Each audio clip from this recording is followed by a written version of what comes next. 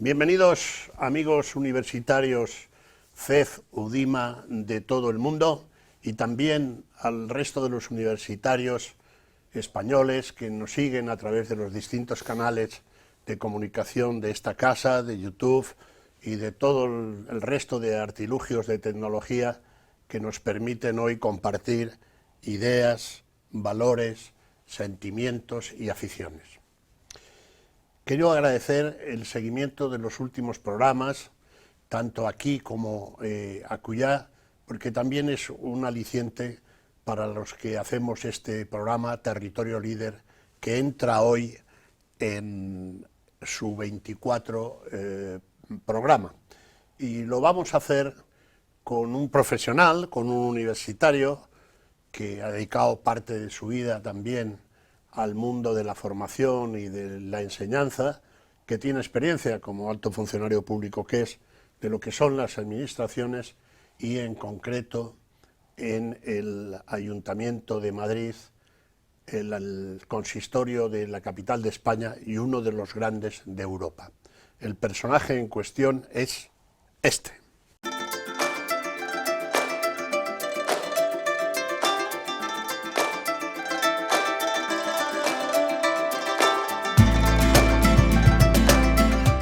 Luis Cueto Álvarez de Sotomayor, nacido en Madrid en 1961. Es licenciado en Derecho, concejal del Ayuntamiento de Madrid, ingresó en el Cuerpo Superior de Administradores Civiles del Estado en 1987. Casado con la sobrina de Manuela Carmena, exalcaldesa de Madrid. Fue cofundador de la Asociación Crítica del Derecho de Madrid y de la Federación de Juristas Progresistas de España. Ha trabajado como director de Recursos Humanos en el Instituto Cervantes y en la Agencia Española de Cooperación Internacional, así como ha sido director general de la Escuela de Negocios, Escuela de Organización Industrial, la EOI, coordinador general de la Alcaldía de Madrid durante la etapa de Manuela Carmena, entre 2015 y 2019, y un periodo en el que fue conocido como el alcalde en la sombra. Hoy lidera la agrupación de electores Recupera Madrid, que aspira a entrar de nuevo en el consistorio.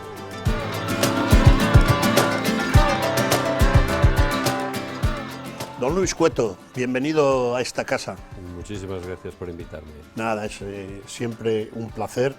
Nosotros buscamos a los grandes universitarios, tanto españoles como extranjeros, que nos pueden aportar tanto a este campus como al resto de los campus que nos ven a través de este programa Territorio Líder. Quería preguntarle qué experiencias, qué recuerdos tienes de sus años universitarios. Pues como todos los chavales que salen del colegio, en mi caso fue un colegio de La Salle, donde se pasa lista todos los días, llegas a un territorio de libertad. Nadie te pasa lista, tú eres dueño de tu tiempo y por tanto puedes o no hacer, el trabajo deja de estar controlado y tú tienes que hacer tus apuntes, tienes que hacerte tu propio material y entras en contacto con gente de otro mundo. Normalmente en los colegios uno se relaciona con un entorno muy cercano y la universidad es una expansión, se abre la tapa y empiezas a conocer muchísima gente. Yo recuerdo que mi primer año de la Facultad de Derecho en la Universidad Autónoma de Madrid entró en la efervescencia cíclica que tiene la universidad con algunas cosas, y en aquel año fue la Ley de Reforma Universitaria. Empezó a revolucionar los campus y yo recuerdo, me marcó mucho porque parece una bobada. ¿Era de Villar Palasí? No, del año 80, 79, 80. No, entonces se inició el proceso democrático. Sí, una reforma del año 80, una cosa así. Yo fui egresado en el año 84. Luis González Seara era el ministro. Luis González Seara, efectivamente. Bueno, pues esa ley de reforma universitaria, como tantas leyes, siempre despierta en el estudiantado universitario el deseo de oponerse. Y por tanto había mucha efervescencia. ¡Hay que oponerse, hay que oponerse! Yo recuerdo gente buscando apoyos y firmas y en el claustro y en la facultad y tal. Y yo recuerdo un compañero de tercero que cuando le decíamos, venga, hay que oponerse a esta ley, y me hizo una pregunta tan obvia que me dejó plantado. Y me dijo, ¿pero tú te la has leído la ley? Y dije, pues no.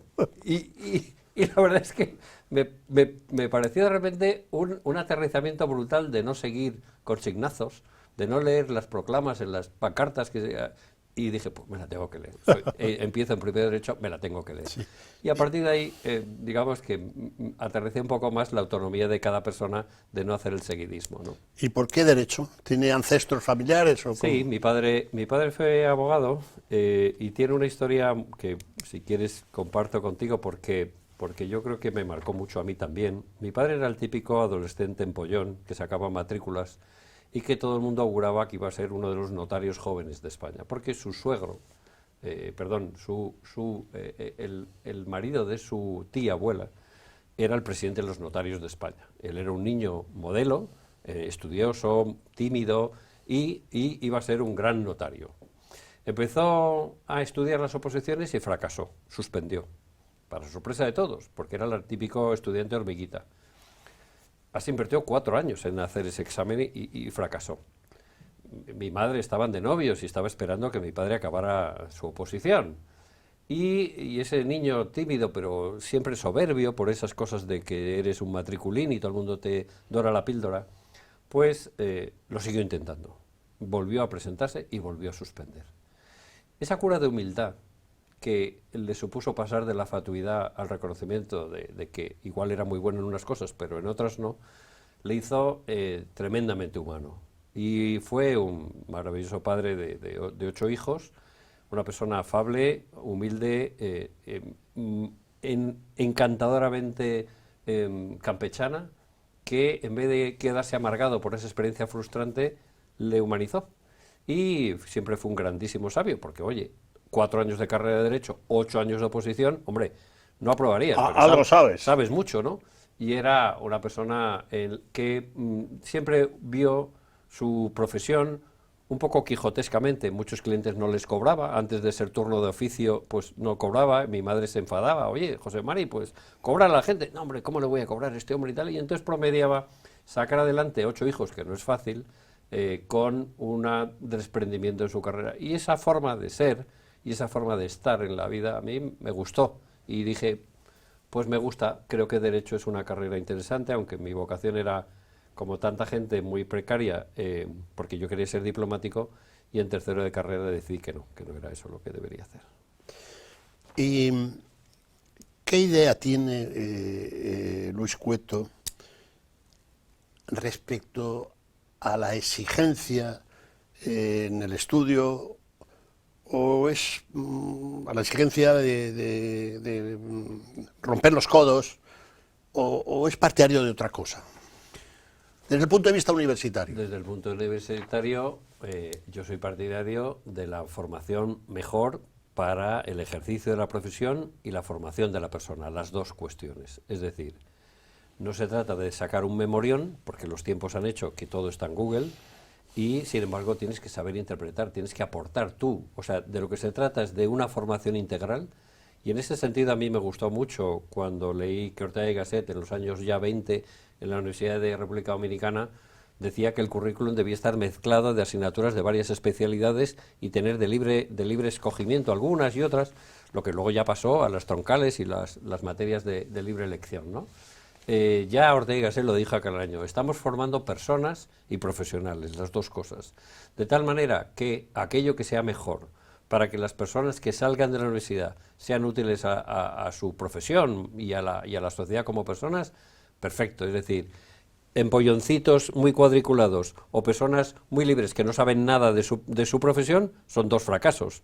El mix, como siempre, mucho más aburrido, pero mucho más interesante, es donde está, desde mi punto de vista, sí, el núcleo de la jugada. Ustedes han visto en la entradilla en la que se resumía la vida profesional y personal de Luis Cueto, que es funcionario del Cuerpo Superior de Administradores Civiles del Estado. Digo porque aquí hay muchos estudiantes de Derecho que igual les puede interesar si es que existe todavía este cuerpo. Sí. Sí. ¿En qué consiste este cuerpo? ¿Qué? Digamos que son los grandes gerentes de la administración pública. La administración pública española tiene, como todas las cosas de la vida, grandes ventajas, grandes adelantos y grandes errores. Hoy por hoy, cuando uno aprueba una oposición, se supone que está preparándose para ejercer una tarea concreta. Y así ocurre, por ejemplo, con abogados del Estado, con inspectores de Hacienda, con policías, con médicos. Pero cuando uno oposita a un cuerpo... Telecos ahora. Telecomunicaciones. Pero, sin embargo, la ley española, yo creo que por el reflujo de la desconfianza del Partido Socialista con el funcionariado franquista que heredó y que no había sido modificado en muchísimos años, tomó la decisión de que solo muy pocos cuerpos tuvieran puestos adscritos, de tal manera que uno puede aprobar una oposición y acabando haciendo otra cosa completamente distinta para la que se preparó, lo cual es un disparate. A veces te beneficia porque puedes optar a funciones más abiertas de las que tu preparación gerencial te debería llevar, pero es un despilfarro de recursos. La ley española copió el sistema francés de cuerpos. En el mundo escandinavo uno se presenta a puestos y va generando su propio currículum de las posiciones por las que ha ido pasando. ¿Usted qué ha hecho y por qué quiere el siguiente puesto? Y en la medida en la que vaya acorde tu formación con tu experiencia, vas ganando otras posiciones. Aquí no, aquí hay una entrada como en una especie de edificio general en el que se supone que tú vas a hacer X tareas. ¿Cuáles son esas tareas? Pues eres el gran experto en contratación, en presupuestos, en auditoría, en recursos humanos, digamos, el gran gerente de la administración del Estado. Pero a mí me gusta decir, Graciano, si me permites, una cosa que has mencionado, que yo resalto mucho, por lo menos en España no le damos la importancia que le dan los ingleses, y es la expresión muy rica y muy bonita, que se llama funcionario del Estado y no del Gobierno. Funcionario del Estado es distinto de funcionario del Gobierno. Entonces, esto es muy importante. Cuando uno es funcionario del Estado, asume en su ADN profesional y personal que va a servir con honestidad a cualquiera de los gobiernos que escojan los ciudadanos, pero nunca es parte de ese gobierno. Es un servidor de lo que los ciudadanos han escogido coyunturalmente por 4 años hasta el siguiente gobierno. Y esa estabilidad que se supone que otorga la condición de funcionario es para ser capaz de trascender las presiones coyunturales de cada gobierno. No estoy muy seguro, pero nos llevaría mucho y un programa especial sobre hasta qué punto el funcionariado hoy es capaz de resistir presiones políticas. Es el diseño que, desde mi punto de vista, te avanzo, que está relativamente satisfecho. Pero yo sí me gusta llamarme funcionario del Estado.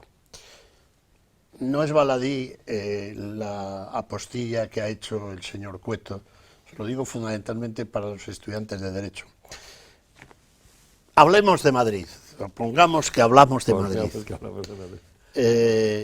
Hablamos de Madrid en este programa con un candidato desde la Comunidad de Madrid, porque esto aquí en este pueblo, en este campus no se vota, los que estén domiciliados no se vota al alcalde de Madrid, y lo hablamos para el mundo hispano. Supongo que tendremos a alguien ahí por Texas que está aprendiendo español y que ve este programa, y saludos.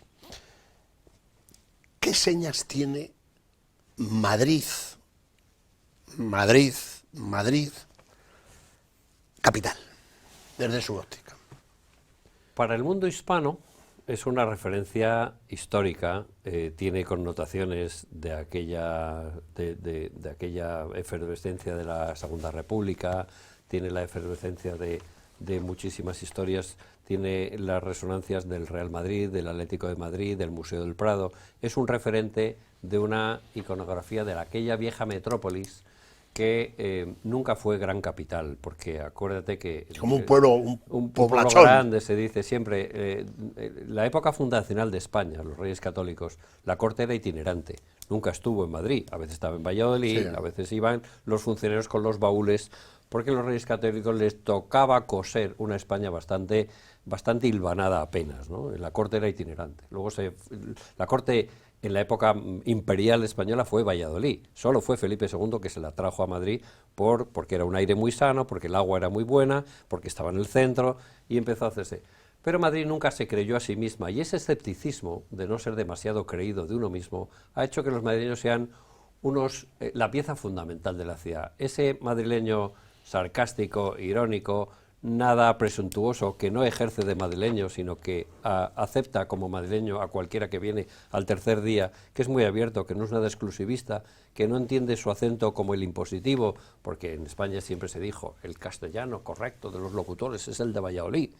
Y los madrileños siempre han tenido un aire un poco chuleta, que a veces sea chuleta, digo, en cuanto a esa forma un poco orgullosa de ser que ha hecho sarcástico en la caricatura, ¿no?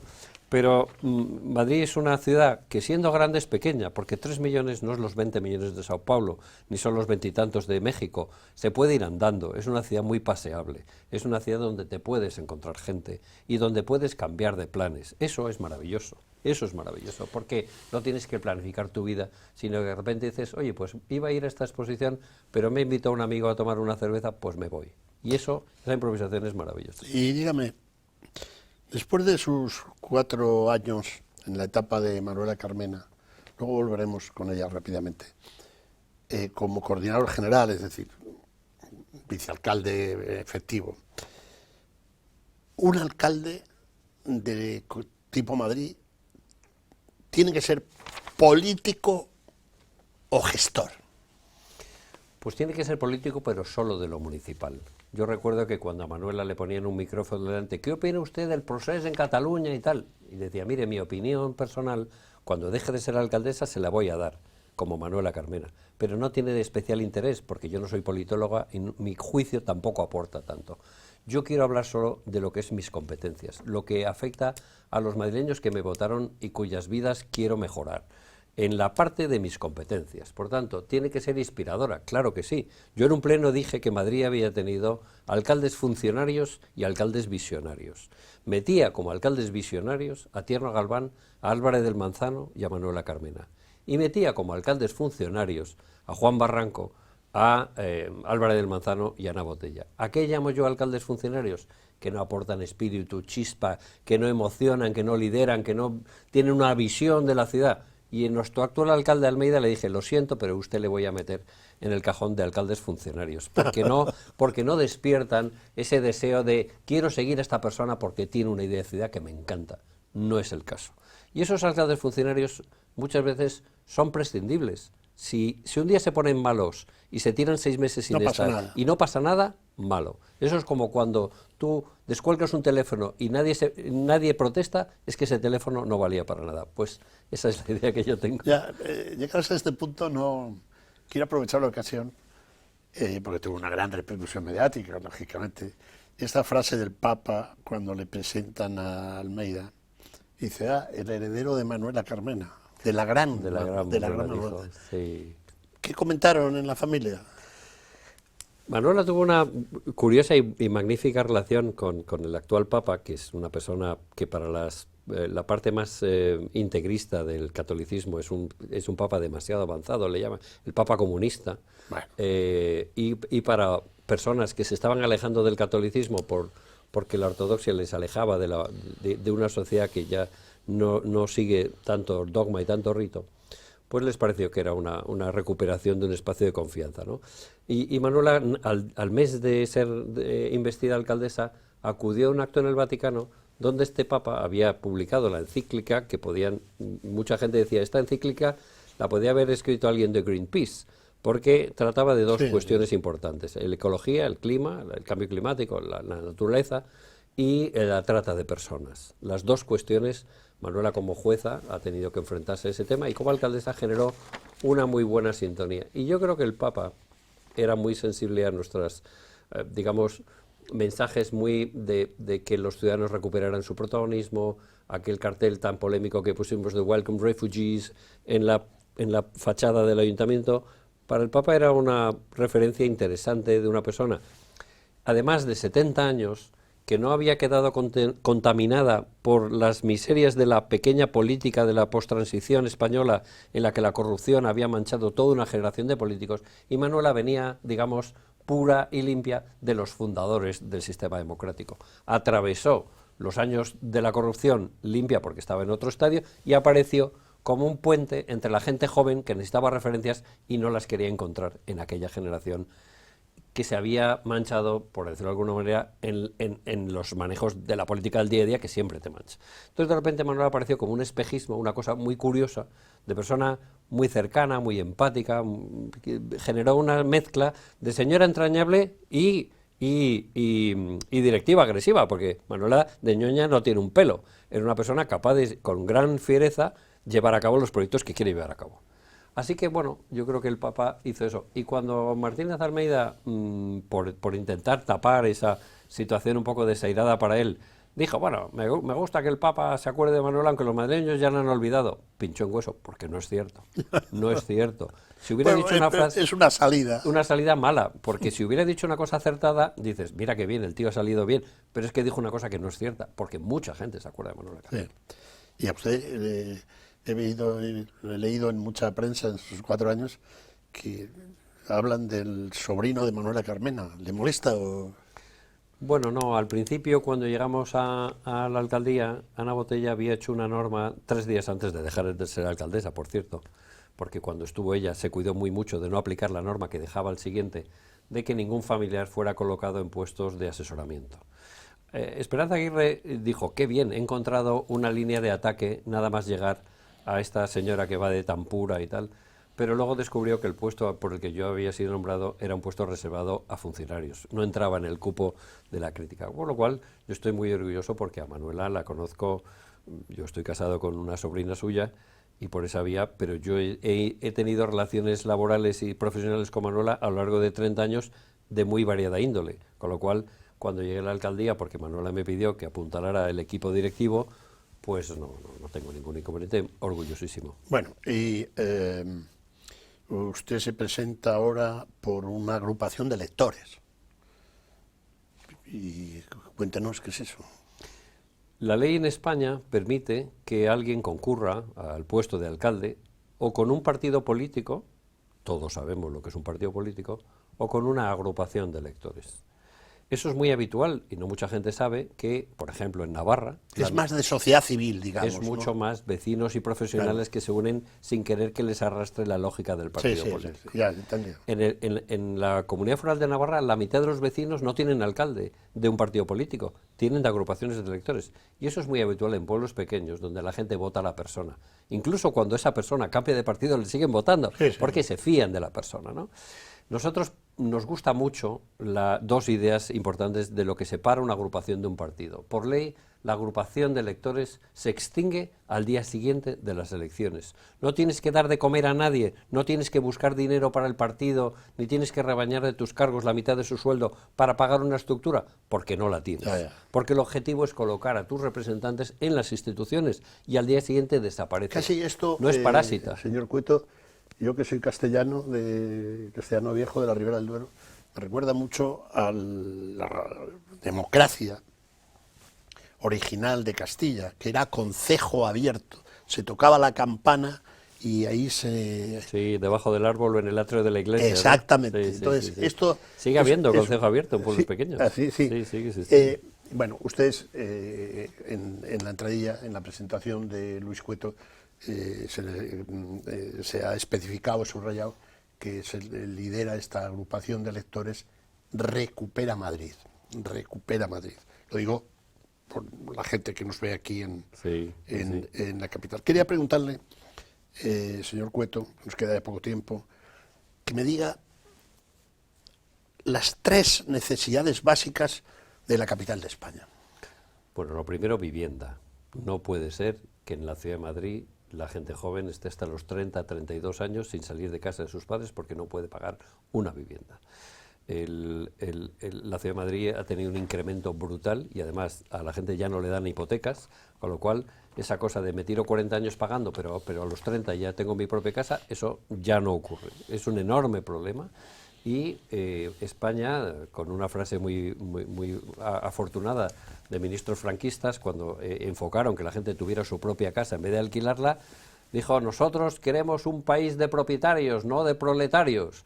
Y se fomentó mucho pagar las letras. Yo supongo que tú cuando serías joven, venga a pagar letras para tu casa, el banco te tiras cada mes. Hasta hace poco. Lo mismo que en Estados Unidos, la gente se tira 30 años pagando el préstamo para ir a la universidad. Sí. La deuda vital que tiene este país es para pagar tu casa. La acabas de pagar a los 50 y tantos o 60 casi, ¿no? Cuando te estás a punto de jubilar. Vivienda. Vivienda, es clave. uno. Segundo, devolver Madrid a los madrileños, es decir, que no tengas que pasar por los partidos políticos para participar, nosotros defendemos que por sorteo 15 vecinos todos los meses, los 600 euros que le pagan a un político por estar allí, se le paga a un vecino, por llevar la voz de los vecinos sin tener que pasar por la designación de un partido. Democracia directa, mezcla de democracia representativa y directa. Y tenemos un sistema de control de la actividad de los políticos que han votado en contra todos los partidos porque no quieren que los ciudadanos les fiscalicen. Y hay que pagar y dotar de recursos a los madrileños para que no les pidamos vota cada 4 años y lárgate. Segundo tema, participación ciudadana. Y tercero, movilidad. La movilidad pública, energía eficiente, eléctrica, sobre todo en la periferia, porque en el centro de la ciudad, entre el metro y el autobús, Madrid es maravillosamente bueno en comunicaciones, pero necesitamos profundizar en la bicicleta, necesitamos atender sobre todo a los barrios. Llegaron las casas hace 10 años y no están las infraestructuras públicas, y eso no puede ocurrir. Esos son los 3 grandes retos, y nosotros yo creo que como agrupación independiente, que no necesitamos que nos dé permiso nadie, ni Moncloa, ni Ferraz, ni Génova, ni nada, le pedimos a los madrileños. Y por tanto aprovecho tu anuncio, si me lo permites. Sí, por Dios. Hasta el día 23 de abril, cualquiera de vosotros que nos está viendo, que sea votante en Madrid, necesitamos 8.000 firmas para podernos presentar. Luego ya nos votará quien sea, pero necesitamos que 8.000 madrileños firmen un contrato con nosotros que diga, venga, preséntate. Así que en recuperamadrid.info, aquellos que os haya convencido que merece la pena tener otro competidor en la elección distinto de cualquiera de los partidos políticos, os vamos a agradecer infinito vuestro aval y vuestro apoyo. Luego ya vuestro voto ni se sabe, pero como mínimo la firma. Bueno, este ha sido nuestros 25 minutos de charla con Luis Cueto, en calidad de gran universitario, alto funcionario del Estado, con experiencia en el gobierno de la Ciudad de Madrid, que no es, como diría, un chulapo moco de pavo, y aspira a seguir vinculado al ayuntamiento, pero he notado que no le gustan mucho las ataduras partidistas, lo cual podría coincidir, digamos, con mucha gente. Desearle un gran éxito el 28 de mayo a través de su agrupación de electores Recupera Madrid, y que hay que decir tiene que después de que vuelva a estar presente en a mí me gustaba más, iba a decir la Plaza de los Cibeles, pero a mí me gustaba más anteriormente el de la Plaza de la Villa. El de la Plaza de la Villa. Es más bonito, menos funcional. Sí. Es más bonito. Y este espacio, si sigue para entonces, sabe que está a su disposición. Muchísimas gracias. Muchísimas gracias, Graciano.